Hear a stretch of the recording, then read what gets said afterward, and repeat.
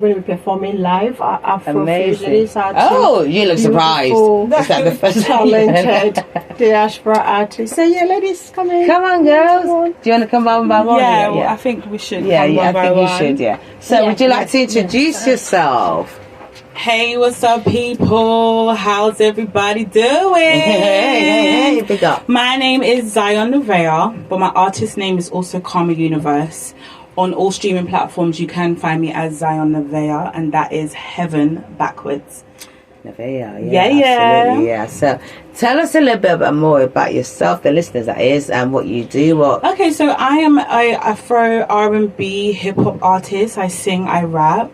I'm also a music student. I do songwriting and artist development at ICMP University. So I've been in the game for a minute. I decided to go to uni just to kind of upscale my skills, my songwriting skills, and also thought that, you know, through going to a music university, there'll be more opportunities. I could network, because where you was talking about, you know, the challenges and difficulties that we face. Yeah. The industry. What this is what I'm saying. Like, was, I would say, like, as a black female artist, it's almost like we have this pressure to fit into a genre. You know, the UK music scene has a specific sound, whereas like my music influences is like from America. We've got Michael Jackson, Missy Elliott, Sierra. It's about mix and blend. It's a bit of mix and blend, but I still listen. I grew up in the era of like the Dizzy Rascals and the Wileys and the, you know, the Daves. Like, that's the era that I grew up in. But I wouldn't specifically say that like I am a, you know, that's that well-known sound of like Miss Banks, who is a UK artist, you understand, or you've got Wodie. They fit within that genre within the UK. So when I went to uni, I thought, you know what, I want to broaden my horizon. You don't want to be labelled. No, I don't want to be labelled. Exactly. Put in the basket. Exactly, because I'm quite very much a versatile artist, you know. But like I said, my influences are quite vast. So where I'm versatile, you know, I'm different from what you see on the market within the music industry. And it's a great today. thing that you recognise that as well. Well, this is it, like, you know, but it's hard because, like, okay, should I go to America? Maybe I'll blow in America. Or why should I go to America to want to blow? UK is my country. Absolutely. So why can't you? So there's a lack of support. There's a lack of support. It is a lack of support, because I feel like in America they're more supportive. They are very much. The black community are more supportive of each other. Yes, they are. They are. And they bring each other in. Yes, they do. They don't gatekeep. They don't gatekeep. There is a lot more. There's a lot more support within like, the American black community. There's less of that, and I feel like social media has a part to play in that as well. I feel like before we had social media, there wasn't very much of this comparison. People they appreciate and accept people's individuality, whereas now in social media there's this perfectionism that people are looking for in like aspiring emerging artists, you know, and it's a bit unfair, really, isn't it? And they compare you to other artists, and it's like, if you don't fit within that glove that they have in their mind, you're not good enough, or you don't have what it takes, and that can be quite discouraging for new artists in the industry, emerging artists as well. Yeah, because it's scary enough trying to break into an industry without having that pressure on you. Get me? Yeah, and I feel like being authentic and marketing yourself as well. We have those challenges too, like just being authentic and then like marketing yourself within the industry at the same time. Like, there's a challenge there too. There is, because there's so much.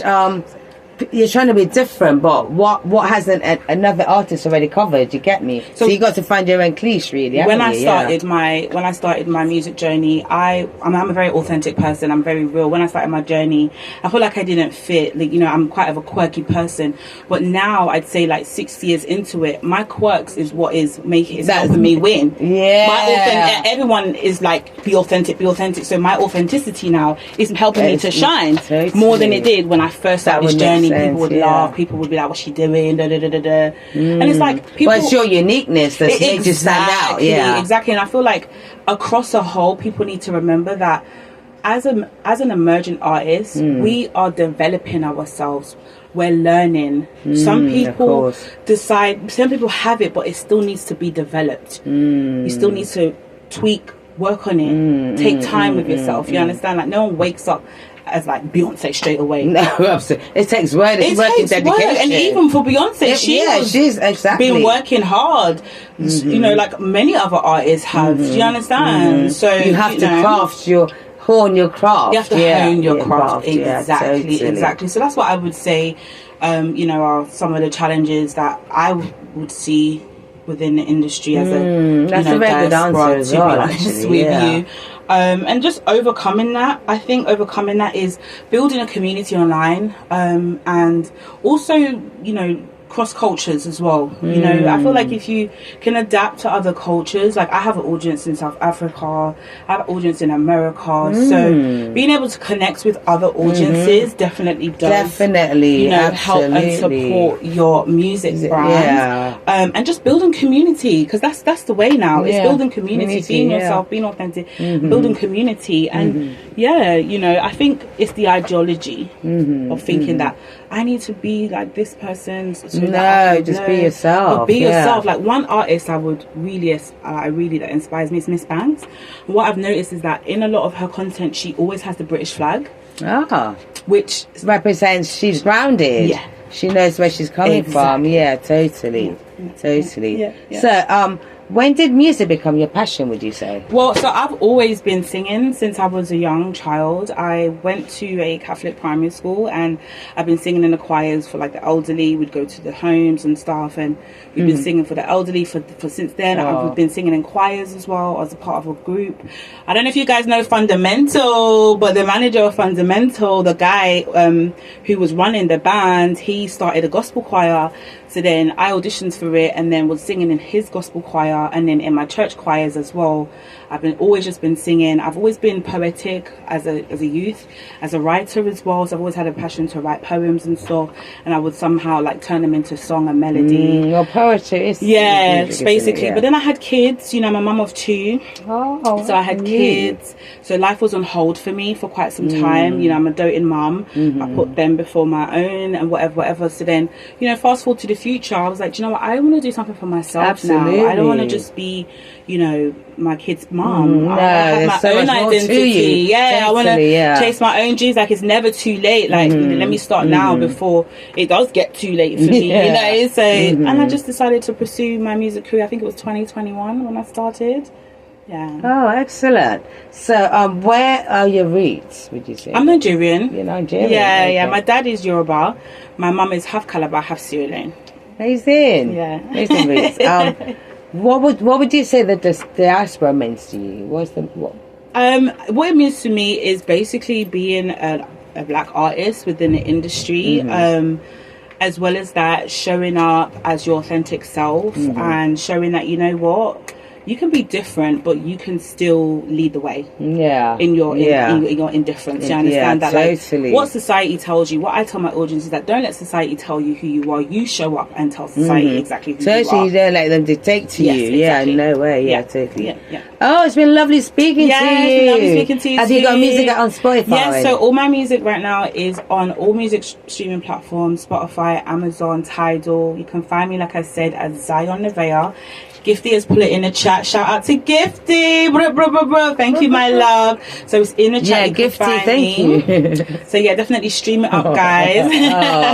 Thank you so much. Thank you for having me, guys. It's been amazing. Welcome. So you guys gonna do some acapella or some song later? Well, maybe, yeah. Oh yeah, we'll see. Excellent. So thank you. You want to bring on the next artist? Yeah, please. Buzzing today on the Beehive on Just Go Radio. So we're going to have the next... would you like to introduce yourself? We have Akua here. Hi, guys. Akua from Afrofusion UK. So Akua, tell our listeners who you are and what you are all about. So my name is Akusoa Jafar, and I am a English-born Ghanaian artist. I'm a bit shy, guys. as you can tell. Nothing to be shy about. So, what are some of the biggest challenges, would you say, faces artists in today in the diaspora? Sorry, can you say that again? Yeah, what are the biggest challenges, would you say, face artists in the diaspora today? That the artists or me as an individual? Artists, like in general. Maybe you could speak from a personal experience, because my journey obviously has been very short. I've only started singing from the beginning of the year. Well, I've always sang, but I've decided to take it like as a career base now, and that was just the beginning of this year. I haven't faced much challenges as yet because, like I said, I've just started my journey. But yeah. So do you think that artists from abroad have to work harder? Yeah, I do, because as I'm, like, for me personally, because obviously I'm an English-born Ghanaian artist, for me to reach my audience, which is the Ghanaians, I feel is gonna like be slow a bit. I feel like I need to be in Ghana to. Do you feel you relate to Ghana through your music, or do you feel like to Ghanaians they'll be like, you know, this girl's like an English girl? Yeah, exactly. So I feel like if I'm there, then they'll be able to see me Take you more seriously. Exactly. And obviously with my music as well, I'm mixing the tree with the English. Oh, okay. Fanti and that must be quite interesting. Yeah, that's me. I'd love to hear a little bit later. Definitely. Absolutely amazing. So, when did music become your passion? With me, I've always sang. From I was little, I've always sang. If Auntie needs a birthday song at her event, I'm there to sing. But like I said, I've recently taken it more seriously this year when I heard myself on a professional mic. I was like, oh girl, is that how you sound? Okay, we gonna try something. And then I just took it on board from there. Amazing. So if you weren't making music, what career would you have? So I'm actually a carer. I do domiciliary work with the elderly. So that's what I do. I've got kids as well. Yeah, so a busy mummy. Yeah, I'm a busy mummy. What would be your dream collaboration? Ooh, girl, there's a lot of people out there that I would see myself doing a song with. Yeah. But right now, and they're mainly like Afrobeat artists, or like. Yes. Right now, Wendy Shay. Oh, okay. Wendy, she's like, all right now. Okay. What message would you like to send across through your music? Oh, I do gospel. I do like all my music comes from a soul place for me, so it's relatable. I'm singing from experience, from the heart, from your gut. I'm singing about God. I'm singing about challenges, about love.